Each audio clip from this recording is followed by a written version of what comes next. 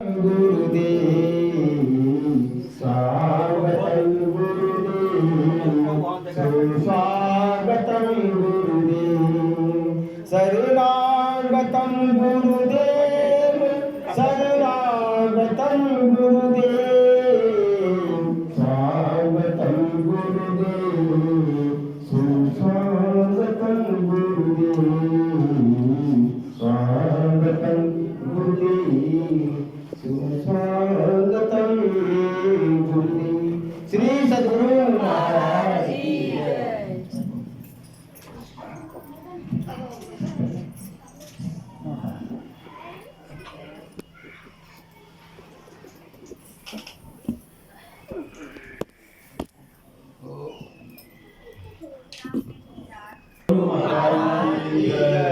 श्री सद्गुरु महाराज की जय। श्री सद्गुरु महाराज की जय।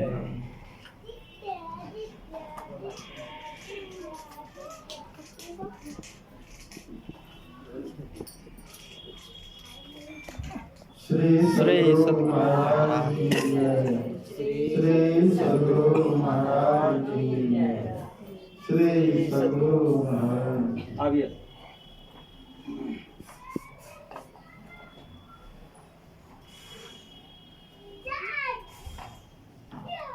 श्री सद्गुरु महाराज की जय। श्री सद्गुरु महाराज की जय।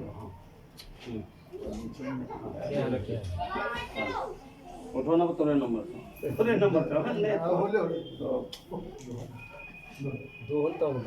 श्री सद्गुरु महाराज की जय। श्री सद्गुरु महाराज की जय। राजीव जी बोले, बाबू बोले। बाबू हाँ। श्री सद्गुरु महाराज की जय। बाबू बुलाओ ना, बाबू पकड़ो, गुरु महाराज को प्रणाम करो। हाँ चलो अब बाबा को प्रणाम। श्री सद्गुरु महाराज की जय।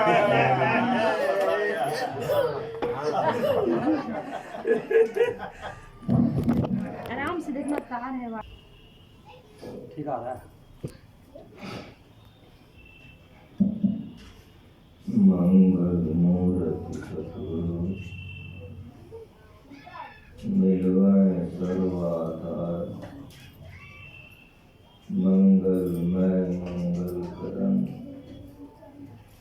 बिनबों बारंबार ज्ञान उदय ज्ञान धन सतगुरु शंकर गुरु नमो नमो भगवान सकल सुखजन हो बंदो गुरुपद कंज कृपा सिंधु नररूप हरि महामोहतम कुंज जासु वचन रवि कर निकला धन्य धन्य सतगुरु सुखदा महिमा कहे न जाए जो कछ कम तुम कृपा मोते कछ न बसाए। बोलिए प्रेम से श्री सद्गुरु महाराज की जय।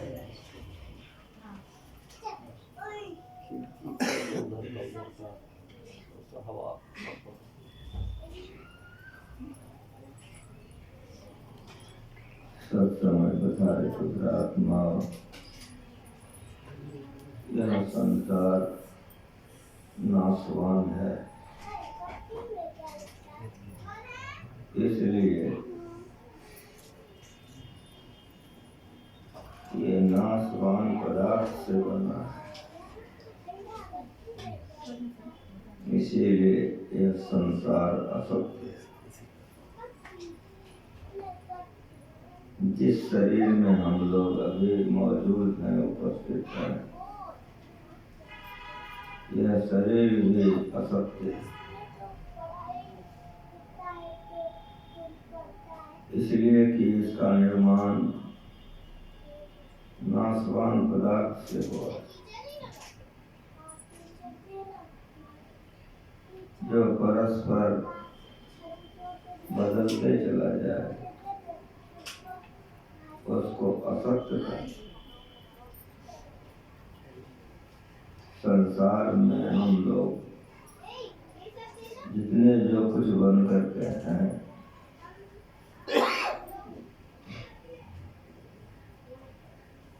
सब के सब दुखी हैं, अशांत। परिवार में भरपूर लोग हैं, खाने पीने की कमी नहीं है, घर मकान बाल बच्चे सभी हैं, लेकिन हृदय से पूछिए आप कैसे हैं, तो प्रत्येक हृदय से आवाज आएगा हम अशांत हैं।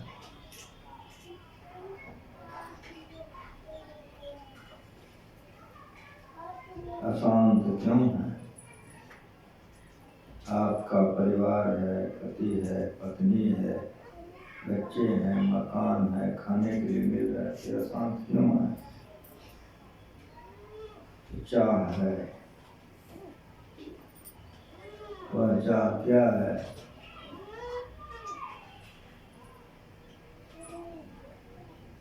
वह चाह यह है कि ऐसा सुख मिलता जिसमें परिवर्तन नहीं हो।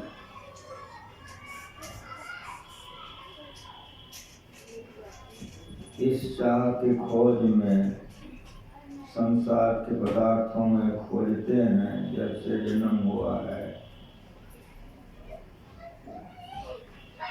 जो चीज उपलब्ध होता है उससे सुख शांति पाना चाहते हैं, लेकिन मिलता ही नहीं।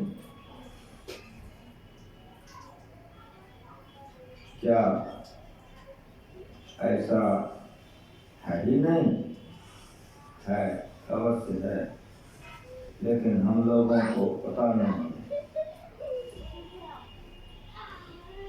अगर नहीं रहता इसकी खोज नहीं होती।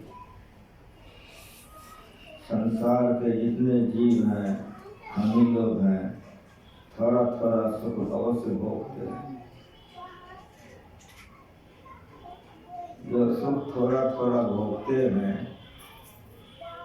सतयुग चला गया, त्रेता द्वापर के लोग भोग के गए, हम लोग भी भोग रहे हैं, इन्हें कोई आसान नहीं है। सतयुग वाला होगा, त्रेता वाला, द्वापर वाला होगा, अभी भी लोग भोग रहे हैं, वो रहता नहीं।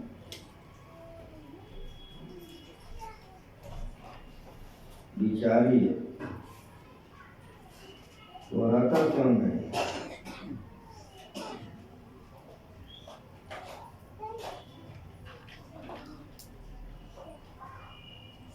कहाँ से आ रहा है? अगर ठीक ठीक इस पर विचार करेंगे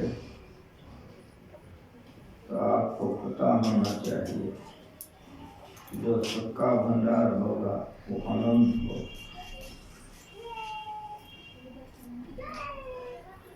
अनंत का अंत नहीं होता है, वो अनंत होगा। दूसरी बात है, सुख का पदार्थ होगा, उसमें परिवर्तन नहीं होगा। कैसे का पता लगाइए? जो परिवर्तन नहीं होने वाला है, जिसमें परिवर्तन नहीं होता, ऐसा पदार्थ का पता लगाइए। लगाया जिन्होंने उनको मिल गया, और जिनको मिल गया वो लिख दिया, कह दिया, परम स्वाद। संसार के पदार्थों को विषय भोग के सुख को भोगते भोगते शांति नहीं मिली, खोज किया, मिल गया, उन्होंने कहा परम स्वाद। स्वाद नहीं, स्वाद इंद्रियां भोगती है, विषयों में होता है, लेकिन विषयों से उठ करके भोगो तो है परम स्वाद। अगर एक बार जीवन में कभी लग जाए तो जिसको लग गया उसने कहा सभी निरंतर, तो फिर कभी नहीं छूटेगा, कभी छूटेगा है। मिलने पर होगा क्या? अमित तो इतने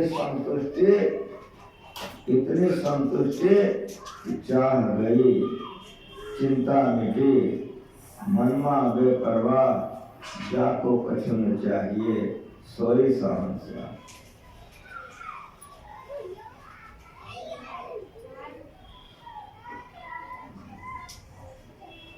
अमित तो पूर्ण संतुष्टि, वो प्राप्त होने के बाद फिर चाह ही समाप्त हो जाती है, चिंता समाप्त, वहां मन की स्थिति नहीं रहती, मन समाप्त हो जाता है और वह किसी भी परिस्थिति में कहीं भी रहता है तो मुस्कुराते रहता है।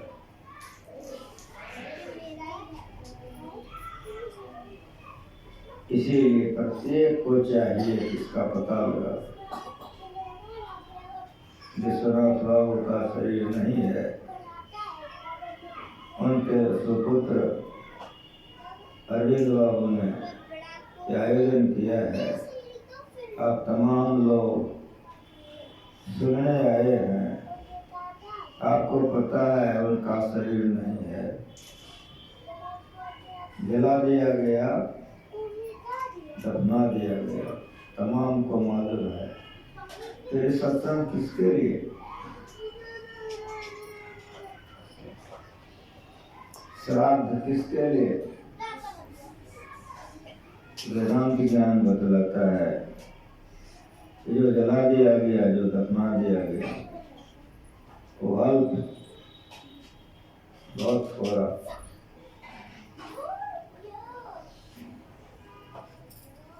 जो बच गया है वो तो बच ही गया। इसीलिए गुरु महाराज जी ने जो ज्ञान बतलाया है बहुत ऊंचे दर्जे का ज्ञान है। आपको ये जानना होगा कि आखिर क्या था जो विश्वनाथ बाबू चल फिर रहे थे, क्या निकल गया जो जला दिया गया। जो शरीर जला दिया गया उसको संतों ने अस्थूल शरीर कहा।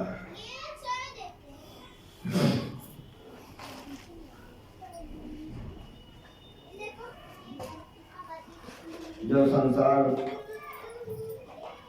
मौजूद है या इस संसार में हम हैं, यह संसार अस्थूल है। यह संसार और यह शरीर परिवर्तनशील है। क्यों परिवर्तनशील? ये तीन पदार्थ से बना है। वो तीनों पदार्थ क्या है? रजतम सत्य है, रजोगुण तमोगुण सतोगुण है। उसी के मसाले से ये शरीर बना है और इसी मसाले से संसार बना है।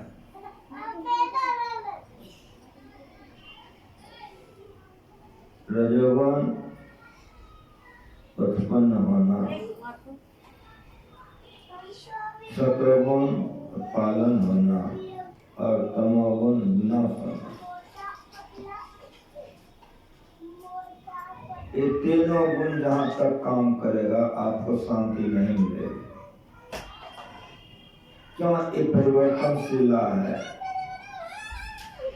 इसमें स्थिरता नहीं है। आपका शरीर बच्चा से बड़ी हल्ला करके बंद कर दो। लोग बात मांग भी नहीं करते बच्चों से, दोनों दूर रहते डिस्टर्ब कर देता है मतलब। किन्हीं का भी शरीर है, ध्यान भटक जाता है। कहाँ से आया है? माता के पेट से। बाबू अगर एक आवाज आ गया किसी को यदि इस पर विचारिए, आपको पता चलेगा कि शरीर का निर्माण कहाँ पर हुआ। माता के पेट में जन्म हुआ कैसा है, बचपना, किशोरावस्था, जवानी, बुढ़ापा और जला दिया गया। विश्वनाथ बाबू नहीं है, उनके स्वजनों ने यह सत्संग का आयोजन किया है। तो जब नहीं है, जला दिया, तो फिर तो वेदांत ज्ञान बतलाता है जो बच गया है वही सब कुछ है, जो जला दिया गया वो कुछ भी नहीं था। ये ज्ञान बहुत ऊंचा ज्ञान, इस ज्ञान की पढ़ाई स्कूल में नहीं होती है, ये ज्ञान की पढ़ाई संतों के शरण में होता है। यह संसार कैसे बना है, कब बना, किसने बनाया,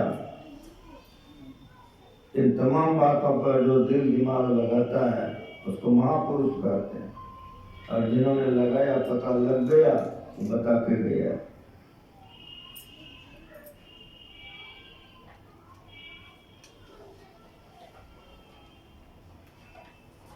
केले के गाछ को हम लोग देखते हैं, परत पर परत है, उधर शरीर पर शरीर, कोठा ऊपर कोठा, शरीर के ऊपर शरीर है।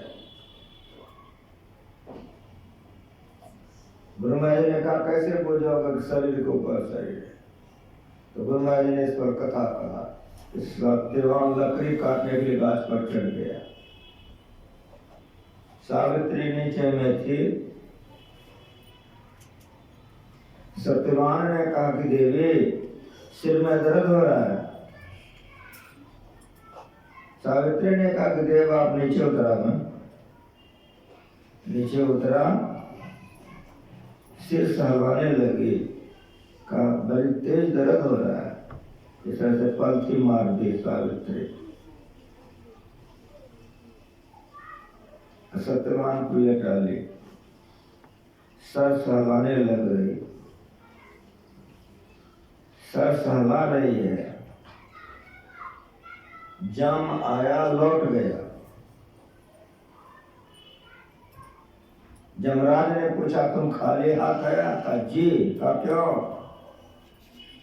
कहा इतनी तेज महिला के शरीर पर वह लेटा हुआ है, उसके शरीर से इतनी तेज निकलती थी कि मैं उसमें प्रवेश ही नहीं कर सका। कब बढ़िया से सुनिए, गुरु महाराज का प्रवचन है, पढ़े हो गए, सुने हो गए, याद पड़ जाएगा। ये सत्य आचरण है, और उसका प्रभाव है कि जम लौट के चला गया। जमराज विष्णु के अवतार माने जाते हैं, पावरफुल होते हैं। कहा मुझे तो लिया चला गया। सत्यवान के शरीर से लिंग शरीर को निकाल लिया और बांध के लेके चल दिया। जब जाने लगा, सावित्री देखी कि इनका मस्तक ठंडा हो गया, समझ गई। रोई नहीं, घबराई नहीं, साथे चल दी। जमराज जा रहा है, सावित्री जा रही है, शून्य शून्य शून्य जा रहा है। आहट लगे, जमराज ने भैंसे की रास को लिया, भैंसा रुक गया, गर्दन घुमाया, देखा सावित्री आ रही। कहा कहाँ जा रही हो? सावित्री ने कहा कि मेरे संसार को आप जहां लिए जा रहे हो, स्त्रियां जितनी होती हैं, पति उसका संसार होता है। अगर पति चला गया, स्त्री का संसार उजड़ गया। जवाब दे, मेरे संसार को उधर लिए जा रहे हो, मैं वहीं जा रही हूँ। का तुम्हारा समय नहीं हुआ है। और तुम्हारे लिए वहाँ स्थान भी नहीं है। सावित्री ने पूछा कि देव, सत्यवान के लिए वहाँ स्थान है ना? कहा हाँ। कहा उसे में मैं एडजस्ट कर जाऊंगी। जैसे कहा कि उसी में मैं एडजस्ट कर जाऊंगी कि जमराज मुस्कुराए, बोले कि बेटी, धरती पर वाला नियम वहाँ नहीं है, वहाँ तुम एडजस्ट नहीं कर सकती हो। तुम बड़ी भोली हो, बड़ी सीधी हो, तुम्हारी बोली भाव बहुत पवित्र है। बेटी, हमसे कोई आशीर्वाद मांग लो, तुम लौट जाओ। हाँ दे, अगर आप हमारे ऊपर प्रसन्न हैं तो अवश्य दीजिए। 100 औरस पुत्र हमको हो, सोने के कटोरी में मेरे बच्चे दूध भात खाएं, मेरी सास और मेरा ससुर देखे। एवं मस्त। जमराज ने कहा एवं मस्त। ऐसा को आगे बढ़ाया, जमराज चल दिया, सावित्री पीछे से जा रही। कुछ दूर निकलने के बाद उलट के देखा, कहा सावित्री लौटी नहीं।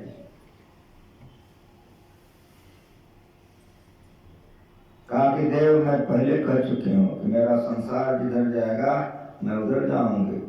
आप मेरे संसार को लिए जा रहे हैं और बार बार हमको लौटने के लिए आप प्रेरित कर रहे हैं।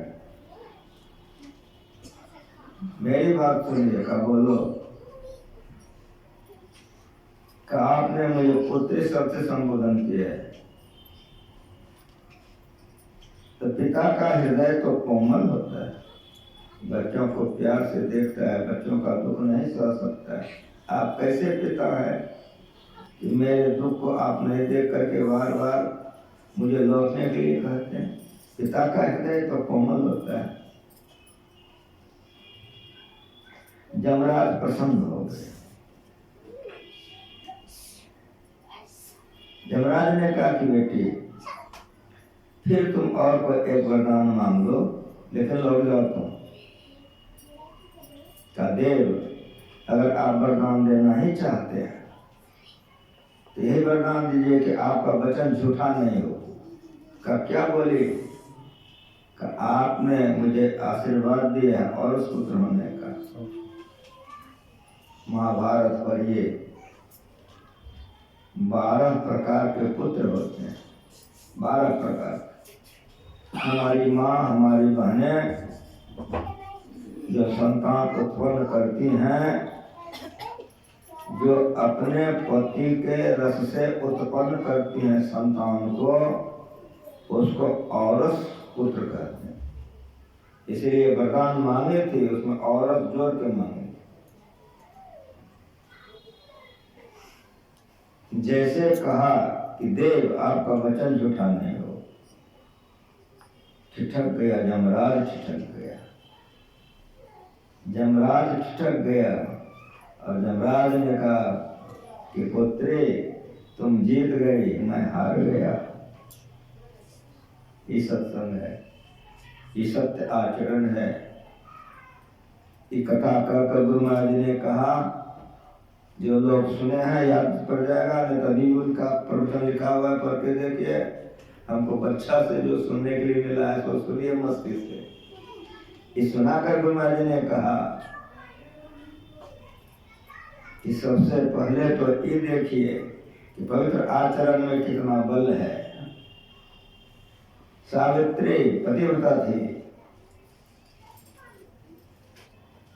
सत्य के प्रभाव से जमराज को हरा दी और जमराज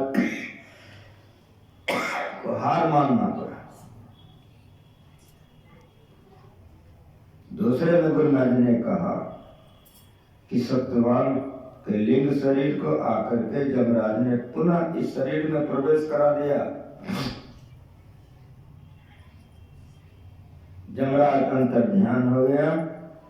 सत्यवान आंख मल करके जंगल में उठ करके बैठ गया।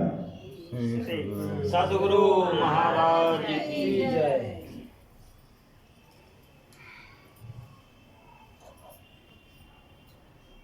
सत्यवान ने कहा सावित्री से कि देवी, आज मैं बड़े गहरे नींद में सो गया था। सावित्री ने कहा, देव,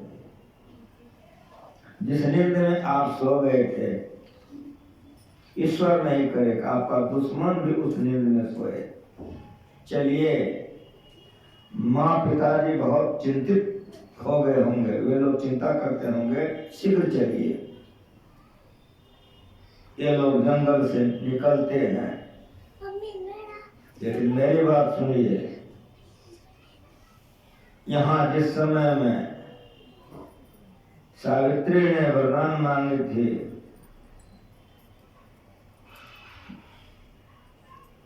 कि मेरे सास ससुर देखें, उसी समय में उनके सास ससुर को आंख हो गया।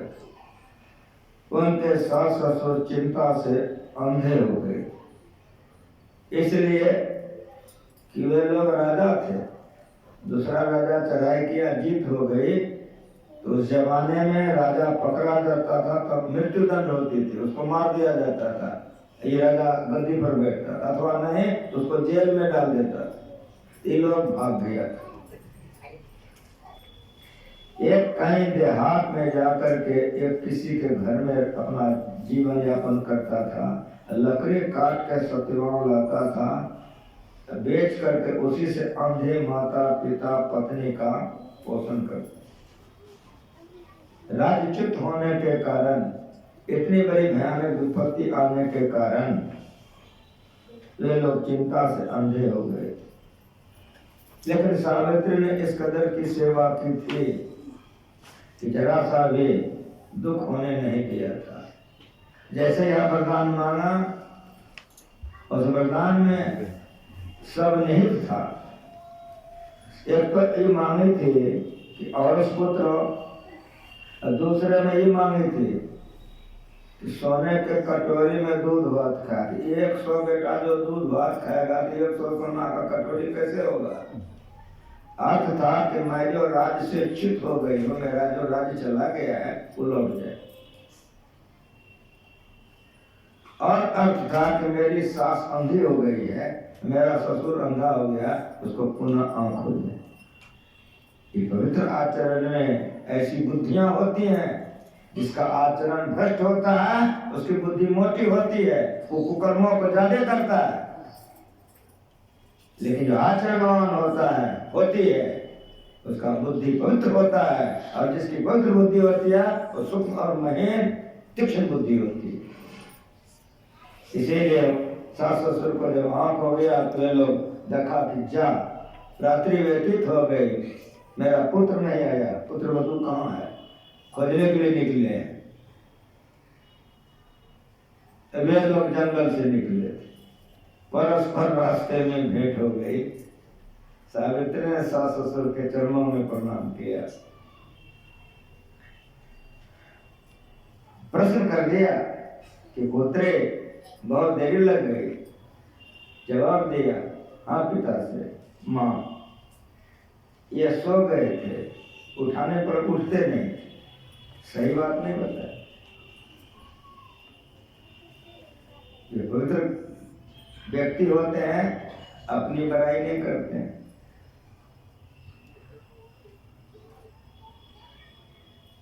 उठाने से भी उठते नहीं थे, इसलिए लेट हो गई। ब्रह्मा जी ने कहा शरीर के अंदर में शरीर है, ये जानो। सपना अवस्था में हम लोग स्वप्न संसार में रहते हैं, तो सपना में भी सुख और दुख होता है कि नहीं होता है? जो पिंड है से ब्रह्मांड है, पिंड के जिस स्तर पर जीवात्मा रहता है, ब्रह्मांड के उसी स्तर पर रहता है। जो पिंड के सारे स्तरों को पार कर जाएगा, वो ब्रह्मांड के सारे स्तरों को पार करके सही सत्संग वही करेगा कि आत्मा को परमात्मा में मिला देगा।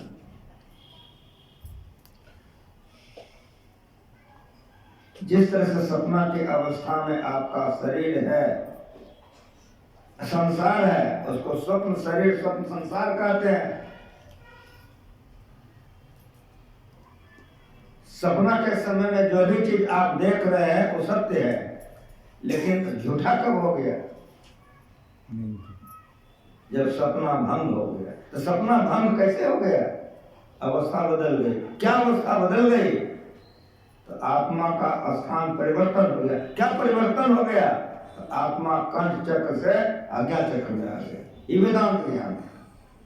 ये बच्चा से गुरु महाराज सिखाया। यही सिखाने के लिए गुरु महाराज जी समाधि छोड़ करके घरे घर घूमे। अवस्था बदलती है तो ज्ञान बदलता है। गहरे नींद में जो अवस्थाएं है वो अलग है, सपना की जो अवस्था है अलग है, लेकिन अभी जो देख रहे हैं अवस्था अलग है कि सपना का सारा सुख और दुख, राज और वैभव, शांति और अशांति कैसा लग रहा है? जगने पर सब झूठा है। उसी तरह से और अपने को ऊपर उठाओ तो समझ में आ जाएगा कि शरीर और संसार असत्य है। और ऊपर उठा के कहां जाओगे? संतों ने कहा सूक्ष्म में। यह स्थूल शरीर संसार है। यहां जितना भी पति पत्नी बेटा बेटी भोग बिला जितना देख रहे हो उसी तरह से असत्य है। जैसे सपना में कोई राजा राज्य बना लिया और आंख खोला तो कुछ नहीं, उसी तरह से जैसे अवस्था आपकी बदल जाएगी, स्थूल से सूक्ष्म में जाओगे, इस शरीर संसार असत्य बोलो, बिल्कुल झूठा। सपना में कोई कह दे कि सपना झूठा है, कोई नहीं मानेगा। उस अवस्था में उसको नहीं मानेगा, लेकिन सपना असत्य है तब मानेगा जब अवस्था बदल जाएगी, जग जाएगा। उसी तरह से जब स्थूल से सूक्ष्म में अपना प्रवेश हो जाएगा तो स्थूल शरीर और संसार झूठा लगेगा। फिर संतों ने कहा सूक्ष्म से कारण में ले जाओ। जब सूक्ष्म से कारण में चले जाओगे तो सूक्ष्म असत्य हो जाए।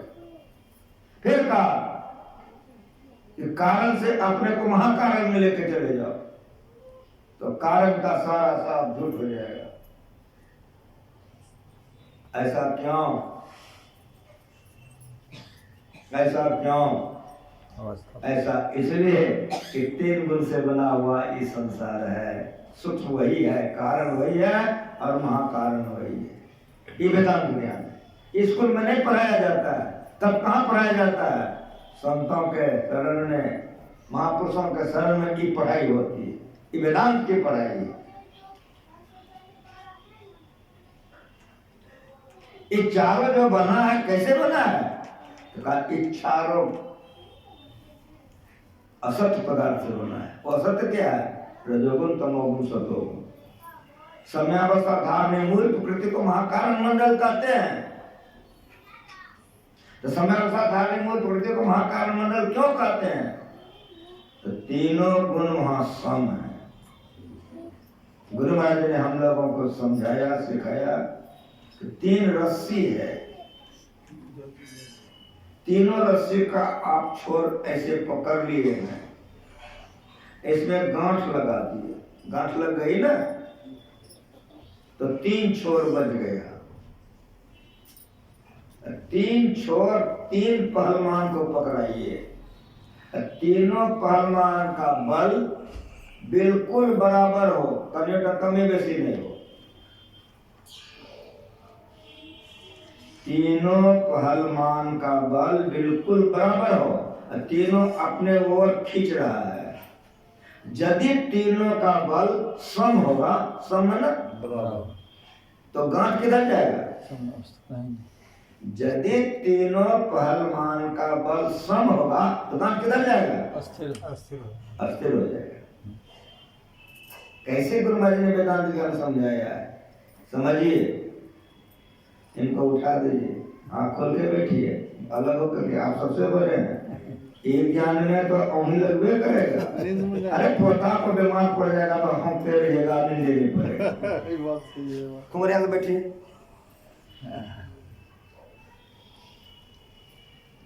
सम क्यों है? इसलिए वहां तीनों गुण बराबर है, रज तम सत तीनों बराबर है, इसलिए उसका नाम है सम्यावस्था धारणे मूल प्रकृति। इस शास्त्र का वार्ता है। ये शास्त्र का भाषा है। समय और साधारण मूल प्रकृति में हलचल नहीं है। क्यों नहीं है? तो तीनों गुण बराबर है, इसीलिए हलचल नहीं है। उसी के किसी हिस्से में उत्कर्ष या अपकर्ष व क्षोभ हुए तो विकृति हो गई, इसलिए कारण मंडल बना, और उससे फूटा तो सूक्ष्म मंडल बना, और यह स्थूल में मरते हैं, सूक्ष्म में जाते हैं, आवागमन हो गया। ये ज्ञान सिखाया है। इतना सिलसिलाबद्ध, इतना साफ साफ किसी धर्म ग्रंथ में नहीं है। चारों वेद 18 पुराण में नहीं है। चर्चाएं हैं, लेकिन यहाँ का वहाँ का जो सिलसिला गुरु महाराज जी बना के गए हैं, कोई ग्रंथों में सिलसिला नहीं। इसलिए गुरु महाराज जी प्रत्येक सत्संग मंदिर में इसको समझाने के लिए नक्शा बनवा दिए कि लोग इसको समझे, करे, लोगों को समझावे और इस पर चलावे। जो संतों को ज्ञान को समझ करके अंदर अंदर थोड़ा चलेगा तो बड़ी शांति मिलेगी। जो चल रहा है उसको शांति है। इसी ज्ञान के अभाव में लोग सुसाइड कर लेते हैं, आत्महत्या करके मर जाते हैं। लेकिन इस ज्ञान में जो आ जाते हैं उसको बड़ा आनंद आता है, उसको शरीर पाने की सार्थकता बोध होती है। इतना मीठा और उमदा ज्ञान। अब मेरी बात सुनिए कि समय अवसाधारण मूल प्रकृति, कारण मंडल, सूक्ष्म मंडल और स्थूल मंडल, इस सब के सब असत्य हैं। इस सब के सब असत्य हैं। ये नहीं कि आपका शरीर असत्य, अमेरिकी रूस असत्य है। बड़ा गंभीर ज्ञान है संत मत का। स्थूल संसार शरीर जहाँ तक है असत्य है, सूक्ष्म शरीर संसार जहाँ तक है असत्य है, कारण शरीर संसार जहाँ तक असत्य है। ये कैसे समझिएगा? ये घर कैसे बना है? जिस घर में आप हैं, सुनिए, जमीन खरीदने वाले ने जमीन खरीदा, मकान बनाना है, तो इंजीनियर को जाके कहता है कि हमको मकान बनाना है, जमीन ले ली है, हमको मकान बनाना है। तो इंजीनियर आता है, जमीन देखता है, नापी जोखी करता है, पूछता है कैसा बनावे। आपसे कोई ओपिनियन लेगा, वो गोदाम बनाइएगा? नहीं, रहने का बनाइएगा? तो हाँ, फ्लैट बना दे? तो हाँ। कैसा चाहते हैं? आपसे कोई ओपिनियन लेगा, कितना चाहते हैं आप बता दिए, हम ऐसा ऐसा चाहते हैं। अच्छा ठीक है, अब आपके मन के मुताबिक वो नक्शा बना के ले आया, मकान का नक्शा बन करके आ गया। इंजीनियर आपके हाथ में दिया कि नक्शे को देखिए। आप नक्शा लेके देख रहे हैं, इंजीनियर साहब जी नक्शा तो ठीक है लेकिन कुछ गड़बड़ है। तो क्या गड़बड़ है? तो दहलेज हम यहाँ कहते हैं, आप दहलेज यहाँ दे दिए, बाथरूम एक छोड़ दिए, बाथरूम हम आपको 2 गो कहे हैं, आप नक्शा गलती मार रहे हैं। बड़े होशाबाश में सुनिए, ये जो गलती मार रहे हैं, कौन बल पर, कौन आधार पर गलती मार रहे हैं? संतमत का ज्ञान बड़ा गहरा गंभीर ज्ञान है, ऊंचा ज्ञान है। बड़े होशाबाश में सुनिए,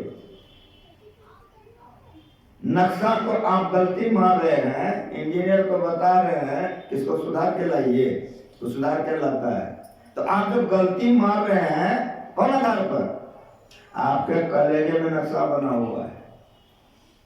जो नक्शा आप कहीं देखे हैं वही आपके हृदय में बना हुआ है, वही आप व्यक्त किए हैं उसको बनाने के लिए। यदि हूबहू बना लिया तो ठीक है, यदि नहीं बना सका आप गलती मार दिए।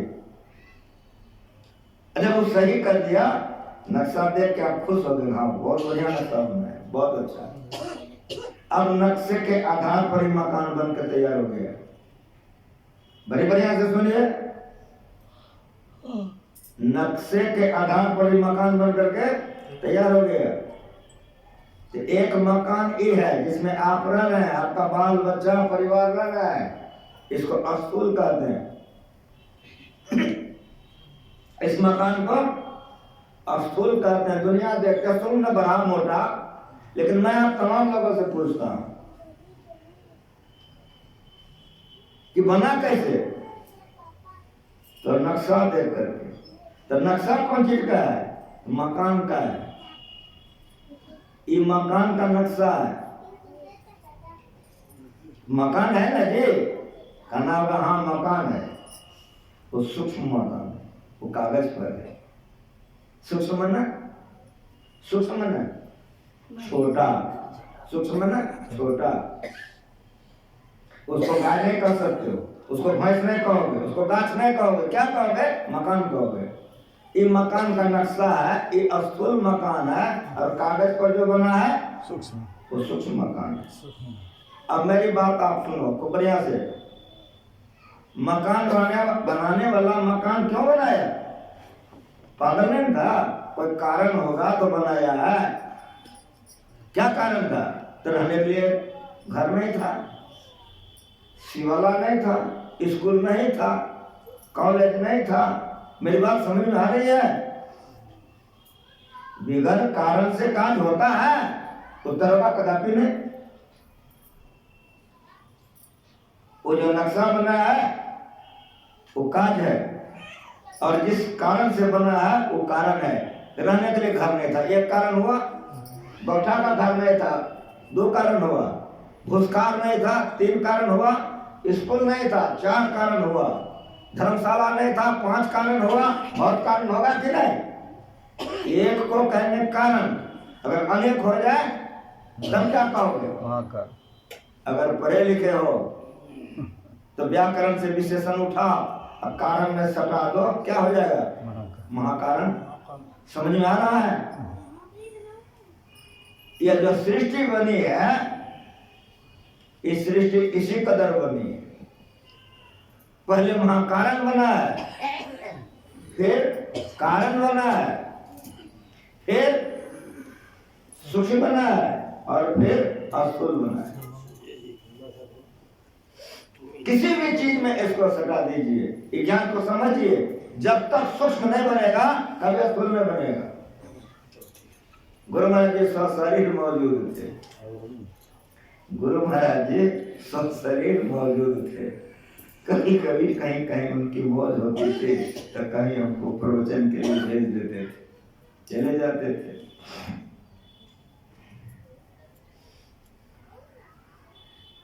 भगवत बाबा भी हैं, आप लोग देख रहे हैं, कोई भी सेवा में थे। नाथनगर में एक आश्रम बना हुआ है, उसमें एक बाबा रहते हैं। आप लोग उसका नाम जानते हैं? ज्ञानानंद जी। उसका नाम छोटे लाल है। जब गिरवा लिया तो ज्ञानानंद हो गया। जिस समय उस सादा कपड़े में था, छोटे लाल था, तो कुपा घाट में जाकर पहरा करता था। रात में जग करके वो पहरा करता था। और जाति का कोयरी है। खेत में वो खीरा सब्जी उग जाता था, अब गुरु महाराज जी को खिलाता था। गुरु महाराज जी बड़े खुश होते थे कि अपना खेत का खीरा है।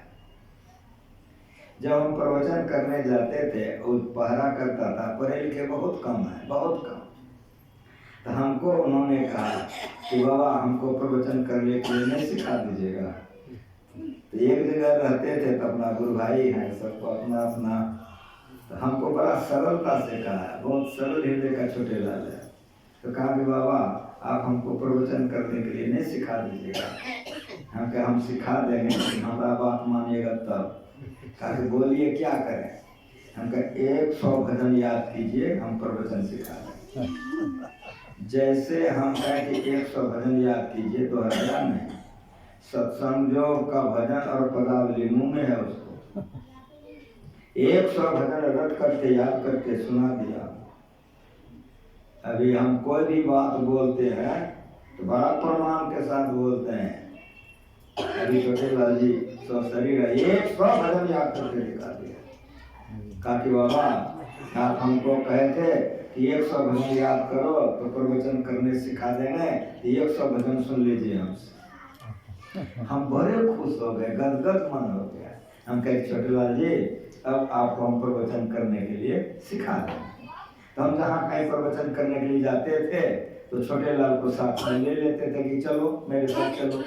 हमसे उम्र में बहुत छोटा है। मैं कहे छोटे लाल जी चलिए मेरे साथ। तो मेरे साथ जाने लग गए। वो जो 100 भजन उन्होंने याद किया था, मैं उनमें एक विषय का पाठ करवाते थे उससे। हम अभी लड़का पाठ करता है हमारे साथ में, इसके पहले कुंदन था। हमको कुमारी ने इसी के लिए तैयारी किया है हम यही समझते हैं कि हमको कुमारी इसीलिए तैयार किया है। मेरे साथ जब जाने लगे गुरु पर, तो 5 भजन 5 संतों का उसको गुरु पर चिन्ह लगा दें। इस पर यही 5 गाना है। ध्यान पर तो 5 संतों का 5 में चिन्ह लगा दे कि यही गाना है। उसको याद ही था। ईश्वर स्वरूप पर तो चिन्ह लगा देते थे, ईश्वर स्वरूप पर। वैराग्य पर वैराग्य पर वो पाठ कर देता था, हम उसको सुनाते थे। 1 2 बार 4 बार सुनाए, तब हम कल छोटे लाल जी देख रहे हैं ना कि आप जो गा देते हैं वही मैं समझा देता हूँ, तो आपको भी याद है, हमको भी याद है। अब आप कहिए, जब माइक दे दे 2-4 मिनट बोले, अगर बाबे को दे बाबे को दे दीजिए, दे हमको छोटे लाल जी। अरे हमसे ज्यादा आपको भजन याद है। हाँ बाबा, आप नक्शा नाऊंगा फोर पाएंगे बहुत सीधे सरल देखे। तो हम कह सुनिए, जब मेरे सामने में आपको बोलने में संकोच लगता है तो खेते में प्रवचन कीजिए, कदवे की जिंदा आपको सुनाइए। वैसे करने लगे आप। जो होनहार होता है वो बात नहीं बनाता है, जो बात बनाता है समझ लीजिए होनहार नहीं है। खेते में प्रवचन करे, जब हम जहाँ जाए उसको ले जाए, उसको दे दें, स्तुति प्रार्थना पाठ प्रवचन करके हमको मैं देता। अभी छोटे लाल है, अब लोग देख रहे हैं आप जी। अब जबकि बहुत कुछ समझ में आ गया, थोड़ा थोड़ा बोलने लग गया। परसों की बात है, ये मेरे गायक हैं। जिस तरह से आपका ये अरविंद है, पारिवारिक है, इसको कोई कमी नहीं है, उसी तरह से इनको भी कोई कमी नहीं है। कपिल देव जी को कोई कमी नहीं, इसके लड़के रेलवे में है, 17 संपन्न है। इनको भी मैं दे देता हूँ, 40 वर्ष से मेरे साथ में।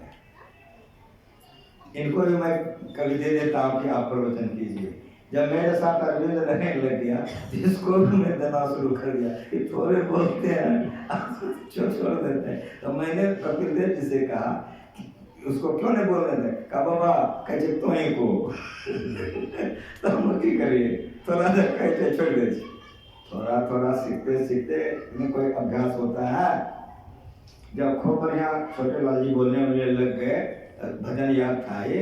एक बार हम कहीं से सत्संग करके आए, गुरु महाराज जी लेटे हुए थे, रात का समय था, कहीं वहाँ आरती करके आए थे। तो गुरु महाराज जी लेटे हुए थे, भगीरथ बाबा नीचे में बैठे हुए थे। हम गए गुरु महाराज जी के चरणों में प्रणाम किए, तो छोटे लाल भी प्रणाम किया, तो दोनों उस जगह पर बैठ गए। तो जैसे बैठते हैं तो छोटे लाल जी कहते हैं भगत बाबा से कि केदार बाबा तो पते नहीं लगे छे, कौन सी पता नहीं लगे छे। इनका कोई पते नहीं लगता है, कहीं से प्रवचन उठा देते हैं, किधरों से, दाहिने से बाएं से, कहाँ से उठाने के नहीं लगता है, किधरों से बोलने लग जाते हैं। तो भगवत बाबा हमको कहते केदार छोटे लाल की कहे छो, कहीं से तुम प्रवचन उठा देता है। हम कहा ईश्वर की जो सृष्टि हुई है वो किसी भी पदार्थों में एक रंग है, अगल बगल नहीं है। तो अगर सृष्टि क्रम को ले लीजिए, संसार समझा सकते हैं वेदांत ज्ञान को, तो कहीं से लिया जा सकता है। हम जैसे कहीं से लिया जा सकता है कि तैसे कहीं लालटेन जल रहा है। उस जमाना में बिजली नहीं न थी, हम लोग लालटेन जलाते थे, लालटेन जल रहा था। तो भगवत बाबा कहते हैं हमको, अच्छा ये लालटेन कहीं को, तो जैसे अभी हम घर से समझा रहे हैं, कभी हम काट से समझाते हैं, लालटेन से जब हम समझाने लग गए तो भगवत बाबा चुप हो गए। ठीक है, समझ में आ रहा है? मकान स्थूल और कागज पर का मकान सूक्ष्म, और कलेजे का मकान सूक्ष्म, अति सूक्ष्म। कलेजे के मकान को नहीं देख सकते हो, उसकी पत्नी भी नहीं देख सकती, उसके पिता भी नहीं देख सकते। कहने का मतलब कलेजे के मकान को कोई नहीं देख सकता। देख कौन सकता है? जिसके कलेजे में मकान है। कलेजे से आ गया कागज पर, हो गया सूक्ष्म, सूक्ष्म से स्थूल बन गया। खबरें समझ रहे हैं? कोई दिक्कत नहीं, कोई परेशानी नहीं। ये स्थूल मकान है जिसमें आप रह रहे हैं, लेकिन कागज पर का मकान उसमें नहीं रह सकते हैं। है मकान उसमें रह नहीं सकते, सूक्ष्म है। और सुनिए, कलेजा का मकान अति सूक्ष्म, उसमें अति जोड़िए, कलेजा का मकान अति सूक्ष्म। और सुनिए मेरी बात, बनाया कैसे, क्यों? तो कोई कारण से, रहने के लिए नहीं था, एक कारण, और अनेक कारण को जोड़ दीजिए, महाकारण। समझ में आ गया कुबरिया से? ये चारों के चारों असत्य है। स्थूल सूक्ष्म कारण महाकारण असत्य है। क्यों असत्य है? असत्य के मसाले से बना है। वो मसाला क्या है? वो रजोगुण, तमोगुण, सतोगुण है। इसको संतों ने अपरा प्रकृति मंडल कहा। पहले यह थे उत्तरा नहीं, इसके पहले क्या था? परा प्रकृति मंडल था। जो परा प्रकृति मंडल था उसी से ये अपरा बनी है। अपरा में 4 भाग है, स्थूल, सूक्ष्म, कारण, महाकारण कहलाती है। लेकिन परा में 1 भाग है जिसको चेतन कहते हैं। इसको जड़ प्रकृति कहते हैं, जड़ सत्य, उसको चेतन प्रकृति कहते हैं, चेतन मन सत्य। इसलिए हम लोग रोज गाते हैं, आज भी हम लोग गाए हैं, आप जितने सत्संगी हमारे भाई बहन हैं सब गाते हैं, सारे भक्त क्या गाते हैं? सब क्षेत्र क्षर अपरा परा पर। खबर है? सुनिए, अपरा परा पर। अपरा और परा के जो परे है वही सत्य है। लेकिन मेरी बात को सुनिए, संसार के भाषा में बोला जाएगा ना, तो उन्होंने जो उत्पन्न किया, परा प्रकृति को सत्य कहते हैं। क्यों परा प्रकृति को सत्य कहते हैं? परा प्रकृति को सत्य इसलिए कहते हैं, हमारा रजोगुण, तमोगुण, सतोगुण नहीं है, वो पहली प्रकृति है। वह प्रकृति पहली प्रकृति है, और उस प्रकृति से समय अवसाधारणी मूल प्रकृति की उत्पन्न हुई। और समय अवसाधारणी मूल प्रकृति के किसी हिस्से में उत्कर्ष होने से सूक्ष्म मंडल बना, और सूक्ष्म बनने से कारण मंडल बना, और कारण से सूक्ष्म बना, और सूक्ष्म से स्थूल बना है। अब मेरी बात सुनिए और बढ़िया से सुनिए कि समय अवसाधारणी मूल प्रकृति अर्थात अपरा प्रकृति असत्य है, ये रूपांतरित होते रहते। गंगा जी में आप ठहरे हैं, कहीं हवा जी ठहरे हैं, एक डुबकी आप लगाए हैं, कहीं यहाँ लगाए हैं, देव मल रहे हैं, हाँ देव मल रहे हैं, अब दूसरी डुबकी लगाए, कोई पानी है? ठीक ठीक बोलिए। जो गंगा जी देख भी नहीं किया, नहीं भी नहीं किया, वो कहाँ बुझेगा? पोखर में नहाया है तो बुझेगा, लेकिन जो गंगा जी को देखा नहाया है वो बुझेगा कि नहीं बुझेगा? दूसरी डुबकी जो आप लगाए तो पानी है नहीं ना, दूसरी पानी है। उसी तरह से जो समय चला गया वो लौटता नहीं है, ये रूपांतरित हो रही है। जिस तरह पानी तेजी से बह रहा है उधर हम लोग तेजी विनाश को हो जाता है। माँ के पेट से जैसे निकला विनाश को हो जाता है, अब बड़ी तेजी से जा रहा है। जिस तरह पानी जा रहा है उधर जा रहा है। मकान जैसे बनकर के तैयार हुआ विनाश को हो जा रहा है। एक समय ऐसा हो जाएगा ये काना में नहीं रहेगा, नहीं इसकी निशानी रहेगी। समझ में आ रहा है? क्यों? 3 चीज से बना है।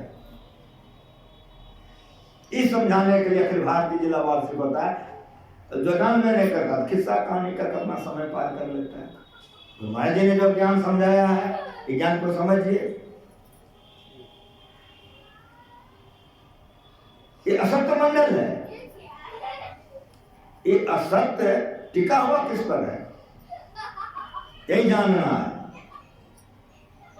आप स्थूल मकान सूक्ष्म कागज पर, सूक्ष्म सूक्ष्म कलेजे में, और जिस कारण से बना तो देख रहे हैं सत्संग हो रहा है, इसका जमा कर दिए महाकारण में जाएगा।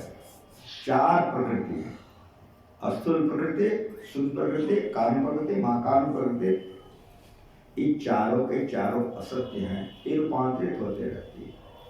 लेकिन ये चारों के चारों टिकी हुई कौन चीज पर है? इसकी सत्ता कैसे बनी हुई है? तो सुनिए, वो है चेतन। वो चेतन क्या है उसको जानिए और बढ़िया समझिए। गुरु महाराज जी कैसे गुरु मिले ये ज्ञान समझाए। मक्के का सतुआ खाए कि नहीं खाए? खाए हैं। मकई को भूज के भुजा खाए कि नहीं खाए? पता है ना। अब मेरी बात सुनिए कि मकई को थोड़ा सा आग में सेक दीजिए, कहिए हम, तब खेत तैयार करके मकई बॉब कर दीजिए, गाछ होगा ना? भुट्टा खाए नहीं होगा? भुट्टा खाए नहीं होगा? बहुत गंभीरता समझिए। भुट्टा क्यों नहीं होगा? गाछे नहीं होगा उसमें, क्यों नहीं गाछ होगा? जवाब दिए, गाछ क्यों नहीं होगा? तो जो सेके हम, तो सेकने से मकई से कुछ निकल गया कि नहीं? सेकने से मकई से कुछ निकल गया। तो जिस समय सेक रहे थे मकई से कुछ निकला देखे हम? नहीं देखे। अगर जीवन काल में देखने का कला गुरु से सीख लीजिए तो मकई को भूलने से जो निकलेगा वही विश्वनाथ बाबू के देश से निकल गया है। जो नहीं देख सके, जो जीवन काल में देखने को सीख लेता वो मरता जीता हमेशा अपने मन से। ऐसी मरने को मरे दिन में 100 बार, मरिए तो मर जाइए, छूट पड़े जंजार। जहाँ मरने से डर डरे मेरो मन आनंद कमरियों का पायो तुरंत प्रमाण। मरना किसको? जो चला गया ये मुर्दा हो गई। इस शरीर में चेतन है जो अभी बोल रहा है। आप लोग हमको ऊपर बैठा है, आप लोग नीचे बैठे हैं।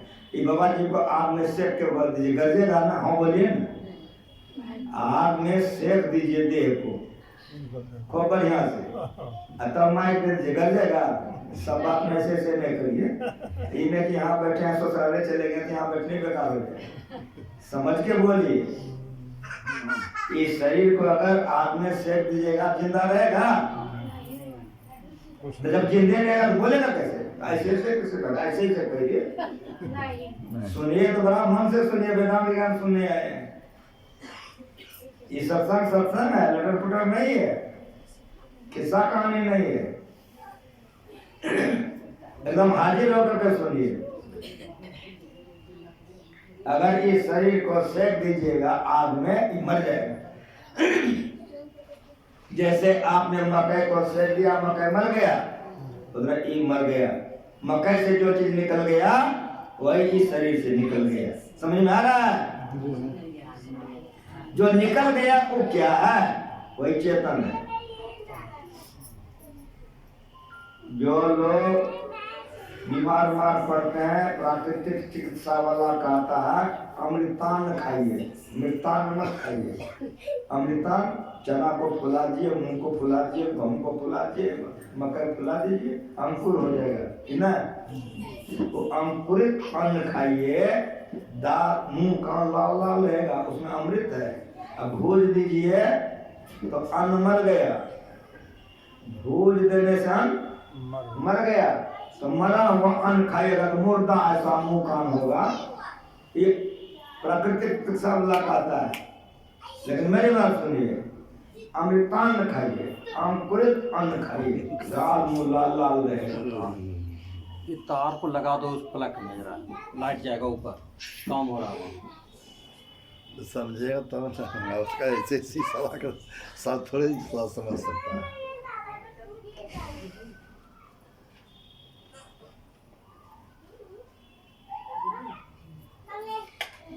हो गया।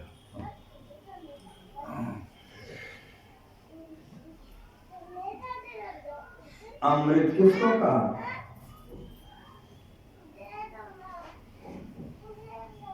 अमृतान्न खाइए। अमृत किसको कहा? उसमें जो जीवनी शक्ति थी, भूजने से निकल गया। जीवनी शक्ति भूजने से निकल गया। इस शरीर से जीवनी शक्ति निकल गई, विश्वनाथ बाबू के देश से निकल गया। आप लोग ले जाके जला दिए कि नहीं जला दिए? तब सत्संग करा रहे हैं। नहीं जलाएंगे तो सत्संग कराते हैं। तो जिस अवसर पर सत्संग है उसको बढ़िया समझिए। ये ज्ञान गुरु महाराज समझाए हैं। किसी भी बीज को, मकई को, गेहूं को, चना को, किसी को आप सेक दिए, मर गया, अमृत निकल गए। जीवनी शक्ति को अमृत कहते हैं, इसलिए उसका नाम है अमृतान। अमृत मिश्रित अन्न, चना, मूंग, गेहूं अंकुरित खा, मुंह कान लाल लगाते में बल होगा। बुझ गया, मर गया, मृतान, उसे चेतन निकल गए। अब मेरी बात सुनिए, जिस तरह से इस शरीर से चेतन निकल गई, मर गया ना जी, उसी तरह से मन से भी चेतन निकल जाएगा तो मन मर जाएगा, मन काम नहीं कर सकेगा। बराबर यहाँ से सुनिए, बुद्धि से कर चेतन निकल जाएगी, बुद्धि काम नहीं कर सकेगी। चेतन इतना महीन है कि चेतन के चलते मन काम कर रहा है, चेतन के चलते बुद्धि काम कर रही है, तो चेतन के चलते आपका शरीर काम कर रहा है। इस ज्ञान को समझिए, यही समझाने के लिए संतों का अवतार होता है। नक्शा तुम्हारी बनवा दिए, लोग देखे समझे करे, चौथा भाग पढ़िए, बार बार पढ़िए। सूत्रबद्ध गुरुमा जी लिख के गए हैं। जो चेतन है वो जड़ के कण कण में व्यापक है। स्थूल एक, सूक्ष्म दो, कारण तीन, महाकारण चार। अब इसको समझिए, मट्टी एक, पानी दो, अग्नि तीन, हवा चार। इस चारों में आकाश कण कण में व्यापक है। इस चारों में आकाश कण कण में व्यापक है और अपना स्तर ऊंचा रखा है। कुछ समझ में आ रहा है? आकाश हवा के कण कण में, आकाश अग्नि के कण कण में, आकाश जल के कण कण में और आकाश मिट्टी के कण कण में। क्यों? ये चारों से सूक्ष्म है। उसी तरह से जो चेतन है वो जड़ से सूक्ष्म है, इसीलिए जड़ के चारों में घुस करके उबार है। जड़ को असत कहते हैं, चेतन को सत कहते हैं। इसलिए हम लोग पढ़ते हैं, आज हम लोग पढ़ सत असत होके नहीं याद है? तुम लोग याद नहीं किया है? सत असत होके, जो असत है वो अपरा प्रकृति है, जो स्थूल सूक्ष्म कारण महाकारण कहलाती है, जो सत है प्रकृति है, जो चेतन कहलाती है। लेकिन मेरी बात आप सुनिए, ये पांचों के बाद जो है वो परमात्मा है या आत्मा है? वो आत्मा है। जिंदों में रह करना जिंदा कहा था, मुर्दों में रह करना मुर्दा कहा था। सभी के परे जो परम तत्व रूपी सोई आत्मा है, सोई आत्मा है। समझ में आ गया? आत्मा एक, चेतन दो, महाकारण तीन, कारण चार, सूक्ष्म पांच, छठा में स्थूल शरीर, छठा में स्थूल। तो विश्वनाथ बाबू का क्या क्या जलाए हैं? आप लोग बेटे में हैं, बेटी सब हैं। विश्वनाथ बाबू के स्थूल शरीर को जलाए हैं, जो मिट्टी पानी अग्नि हवा आकाश से बना था, जो आपके पिताजी थे, जलाए हैं। और कहिए तो आप अपने पिताजी के सूक्ष्म शरीर कारण महाकारण चेतन शरीर आत्मा को जलाए हैं? तो कौन चीज जलाए? यही जानना, इसलिए वेदांत ज्ञान है। उसका सूक्ष्म शरीर जलाए हैं? उत्तर होगा नहीं। कारण जलाए हैं, सब खरियाले सत्संगी सब है। इनको देखता हूँ आज 55 बरस पहले, 50 बरस पहले जो लोग देखे हैं हमको, आज सब यहाँ नहीं है। बहुत गंभीर ज्ञान है गुरु महाराज जी का। गुरु महाराज जी चले गए, ज्ञान गया। जैसे जैसे लोग हम लोग चल जाएंगे, खाली खिस्सा कहानी बच जाएगा, पूजा पाठ बच जाएगा, खत्म हो जाएगा। ये ज्ञान मैंने पहले सूर्य को दिया था, सूर्य ने चाकू को दिया था, कि भगवान कृष्ण ने अर्जुन को कहा। परंपरा है, नियम है। मोटा मोटा पूजा पाठ रह जाएगा, असली ज्ञान लुप्त हो जाएगा, खाली किस्सा कहानी रह जाएगा, बारी बात रह जाएगा। बुझवे ना, प्रवचनों करने वाला बहुत ऐसा नहीं बुझ सकता है गंभीर ज्ञान में। अब बुझिए कि आत्मा एक, चेतन दो, महाकारण तीन, कारण चार और सूक्ष्म पांच। इसमें से पांच में से कोई चीज जलाए हैं आप? कहना होगा कि नहीं, पांच में से कोई चीज नहीं जलाए। अब फिर पूछता हूं कि पिताजी के मन को जलाए थे आप लोग? तब उसके बुद्धि को, उसके चित्त को जलाए थे, उनको अहंकार को। इसको अंतःकरण केंद्रियां कहते हैं। इसको क्या कहते हैं? ये देख रहे हो मेरा देह, विश्वनाथ बाबा का देह था ना जी, उनकी आंखें थी कि नहीं थी? उसका आंख जला दिए, पैर जला दिए, देह जला दिए। लेकिन मेरी बात आप सुनो, स्थूल शरीर के इंद्रियों को जला दिए, लेकिन स्थूल के साथ साथ सूक्ष्म भी था, जिसको अंतःकरण कहते हैं। वो मन बुद्धि चित्त अहंकार है। तो अंतःकरण की इंद्रियां जलाए हैं, मन को, बुद्धि को, चित्त को, अहंकार को नहीं जलाए हैं। क्या बच गया? तो मन बच गया कि नहीं? बुद्धि बच गई, चित्त अहंकार बच गया। चारों इंद्रियां उनके साथ में है ना। कौन चीज के साथ में है? बराबर यहाँ समझिए, आत्मा के साथ है, चेतन के साथ है, महाकारण के साथ है, कारण के साथ है, सूक्ष्म के साथ है। सूक्ष्म शरीर के साथ विश्वनाथ बाबू मन बुद्धि चित्त अहंकार लेकर कहीं चले गए हैं। अब वहां से जो फिर स्थूल में आएंगे, इसी को आवागमन कहते हैं। जब तक यहाँ थे विश्वनाथ बाबू थे, आपके पिताजी थे। अब जो जन्म लेना तो आपके पिताजी नहीं बनेंगे, वो और किसी का पिताजी बनेंगे। समझ में आ रहा है कि नहीं आ रहा है? अब आपके पिताजी नहीं बनेंगे, लेकिन इस संसार का माया इतना मोहक है। पत्नी को पति, पति को पत्नी, बेटा को बेटी को कहता अगला जन्म हम कहीं रहो, हम लोग पति पत्नी, जितना जन्म होता सब बदल जाता है। लेकिन अज्ञानता इतनी है, इतनी अज्ञानता है कि जैसे सपना टूटा सब अलग अलग हो गए, तो शरीर टूटा सब अलग अलग हो जाएगा। पत्नी अपना कर्म कर रही है, विश्वास करो, सब शादीशुदा वाले हो। पति अपना कर्म कर रहा है, बेटा अपना कर्म कर रहा है, बेटी अपना कर्म कर रही है। जैसे गंगा जी में वो जाना है, सब लकड़ी कारो कुकुर के कोई एक जगह हो गया, अब फिर रेत में पा कोई इधर चला गया, कोई उधर चला गया। उसी तरह से आवागमन के रेत में जो हमारी माँ अबरी बनी थी, जिसके पेट से हम निकले थे, अगले जन्म में वही माँ बनेगी ना? हाँ बोलो जरा। नहीं बने। सारे के सारे बदल जाते हैं। उस जन्म में आपने जैसा जन्म किया था वैसी पत्नी मिली, पति मिला, बेटा मिला, घर मिला, सुख संपत्ति सब साथ बढ़ाई लिखते साथ पठायो। इस जन्म में जैसा कर रहे हो तो वो जन्म के बराबर नहीं कर रहे हो। कुछ और परिवर्तन हो रहा है कि नहीं हो रहा है? इसीलिए अब जितने जो कुछ है, माँ अलग होगा, बाप अलग होगा, पति अलग होगा, पत्नी अलग होगी, घर अलग होगा, मकान अलग होगा, सुख अलग होगा, दुख अलग होगा। प्रत्येक जन्म में सब चीज बदल जाता है। इसी को आवागमन कहते हैं। स्थूल से सूक्ष्म, सूक्ष्म से स्थूल में, स्थूल से सूक्ष्म, सूक्ष्म से स्थूल में, इसी को आवागमन कहते हैं। अब संतों ने कहा बेटा इस चक्कर में कब से पड़े हो? जब से सृष्टि बनी है तब से पड़े हो। इसे कैसे छुटोगे? तो गाछ आप लोग देख रहे हैं, तो यहाँ देख रहे हैं, गाछ का खुट्टा काट दें, जड़ से ऐसे काट दें, गाछ खत्म हो जाएगा ना। बड़ा होश आवाज में सुनिए, गाछ है काट दें खत्म हो जाएगा? काहे खत्म हो जाएगा? जड़ है ये, तो पंपा दे देगा कि ना।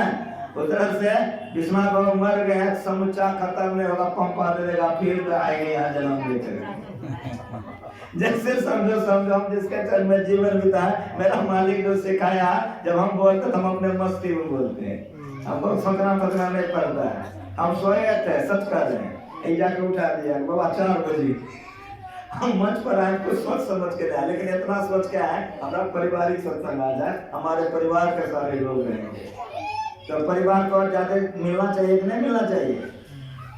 खिस्सा कहानी कहने ठगा जाओगे, ये ज्ञान समझोगे, अगर थोड़ा भी करोगे तो चैलेंज तो महान बन जाओगे। आज ज्ञान समझ के अगर गुरु महाराज जी नहीं करते हैं तो उनके तस्वीर की आज फोटो की पूजा नहीं होती। संत के संसेवा का पूजा हो रहा है, साहिबा का पूजा हो रहा है। आप भी करोगे तो शरीर से तो चले जाओगे, लेकिन आपके फोटो का पूजा होती रहेगा। श्री सद्गुरु महाराज ज्ञान गुरु महाराज जी सिखाते हैं। इसीलिए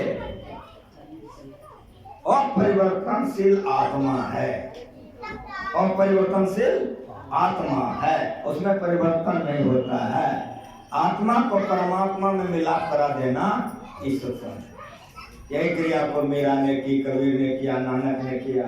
और गुरु महाराज जी ये जो आप गुफा घाट देख रहे हैं, 18 महीना तक गुफा में बैठ करके सारे असत्य को हटा करके परमात्मा को पा करके महान बन गए। गुरु महाराज जी ने कहा कि बेटा संतों का भी शरीर असत्य होता है। असली सत्संग तो गुरु महाराज जी ने किया उस गुफा घाट के गुफा में। असली सत्संग तो मीराबाई ने की, सबरी ने किया, कबीर नानक ने किया। समझ रहे हैं? आत्मा को परमात्मा मिलाना सत्य है, इसी को सत्संग कहते हैं। और ऐसा क्रिया जिन्होंने कर लिया उसी को संत कहते हैं। ऐसे संतों के संग को सत्संग कहते हैं। और सुनिए, अगर वे नहीं रहे तो उनकी वाणी के संग को सत्संग कहते हैं। इसलिए रामायण का पाठ हुआ, तुलसीदास जी नहीं है, उनकी रामायण है। नित्य प्रति सत्संग कर ले प्यारा, तेरा काज सरे सारा, उनकी वाणी का संग करिए। वाणी के संग का सत्संग 3 नंबर, संतों का संग 2 नंबर, और आत्मा परमात्मा मिला देना 1 नंबर। उल्टा दीजिए, 1 नंबर का सत्संग संतों के वाणी का संग, 2 नंबर का सत्संग संतों का संग, और अंतिम सत्संग आत्मा परमात्मा का सत्संग। ये ज्ञान गुरु महाराज समझा, इसलिए ये ज्ञान को समझिए, सुनिए, कीजिए तो कल्याण होगा। आज हम लोगों का बड़ा दुर्दीन है, आज हम लोगों का बड़ा दुर्दीन है। कहेंगे क्यों दुर्दीन है? एक तो विश्वनाथ बाबू मर गए हैं जिसके चलते सत्संग हो रहा है, और दूसरा सुनिए, संपादक जी संसार से चले गए। उनका शरीर कलकत्ते से चल करके उनके घर पर, भवानीपुर के बगल में कुशाम का घर है, वहीं पर आ रहा है, जो आज क्रिया कर्म होगा। संपादक जी को आप लोग बढ़िया से जानते हैं, सामने से थे। वे शांति संदेश के संपादक थे। गुरु महाराज जी के समय में वे बहुत कर्मठता से गुरु महाराज जी का सेवा, सत्संग का सेवा, सब सेवा करते। बल्कि हमको याद होता है, हम दीपावली में कहीं नहीं जाते हैं आज तक। आप कहेंगे क्यों?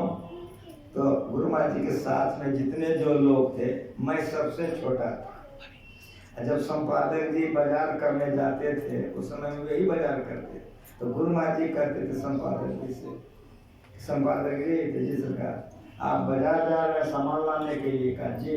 तो केदार छोटा है, तो जी इसके लिए फुलझड़ी पटाखा सब लेते आइएगा। संपादक जी हमारे लिए फुलझड़ी पटाखा सब लाते थे। और गुरु महाराज जी ऐसे दया के सागर थे, एक तो ऐसे होता खूब उड़ता है, तो वो गुरु महाराज जी को देखने में बड़ा अच्छा लगता था।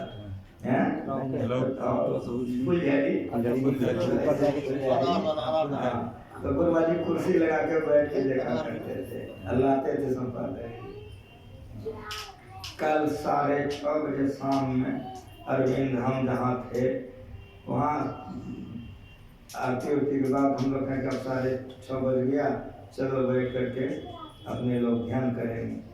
हम लोग गए, बैठ के ध्यान करने के लिए। कलकत्ता से फोन आ गया, उनका शरीर छूट गया। और होते होते कोई कहता था कि वहीं जला दीजिए, कोई कहता था गंगा जी में जला दीजिए। और यहाँ से जो लोग गए थे उनका कहना था कि नहीं, हम घर पर लाएंगे, समाज के सारे लोग देखेंगे और वहीं इनका दाह संस्कार करेंगे। हमसे पूछा, हम कहें कि जो बहुमत हो वही कीजिए। हमसे भी सलाह मांगा फोन पर कि बाबा क्या करें? हम कहे क्षमा कीजिए, बहुमत जो हो, सबका विचार जो हो, अगर सबका विचार वही जलाने का वहीं जला दीजिए। बहुमत जो हो गंगा जी में, गंगा जी में वहाँ अंत में बहुमत हुई, विचार हुआ कि नहीं, इनका जहाँ घर है तो वो गाड़ी जिसमें लाया जाता है, क्या कहते हैं, एम्बुलेंस में लेके उन सब वहाँ आ रहे हैं। कल जैसे मैंने सुना कि संपादक जी नहीं है। इन लोगों को तो नहीं कहे, हम तो बैठे थे बहुत रोए, हमसे बड़े थे, उन पिता के समान हम मानते थे, बहुत रोए। जब हम मंच पर गए तो हमको बोलने का मन नहीं होने लग गया, लेकिन गृहपति ने कहा कुछ कहिए। तो मैंने कहा कि आज संपादक जी का शरीर छूट गया है, हम सभी लोग बैठ करके उनके लिए ध्यान कर दें। मैं आप लोगों से भी कहता हूँ कि एक तीर में हमारा दो निशाना है। विश्वनाथ बाबू के लिए भी ध्यान कीजिए, सदगति के लिए, और संपादक जी के लिए भी ध्यान कीजिए। उनका आज दाह संस्कार होगा, इसलिए थोड़ी देर हम लोग ध्यान कर लें। ध्यान के बाद आरती हो जाएगी, सत्संग की समाप्ति हो जाएगी। मैं आप लोगों से निवेदन करूंगा कि हवाला नहीं हो। गृहपति जो है बच्चों को जरा थोड़ी देर शांत करके रखेंगे, ध्यान तक में।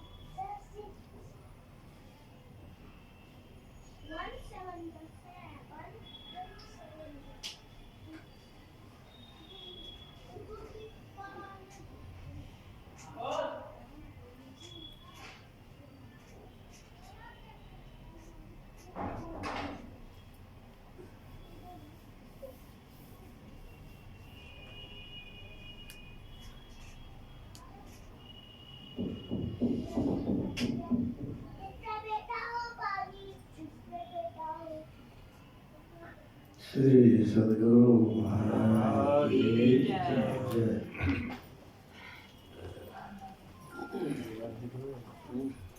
भजा देखो जो भजन करके जो खोजत खोजत वचन सुन रहा हुआ तो है लाइव पर